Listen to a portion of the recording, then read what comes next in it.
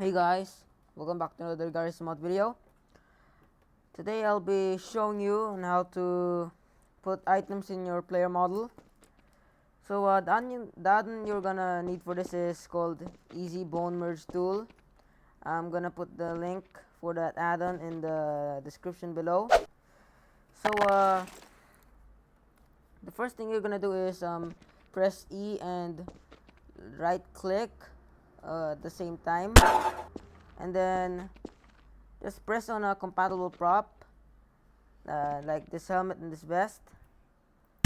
And if you wanna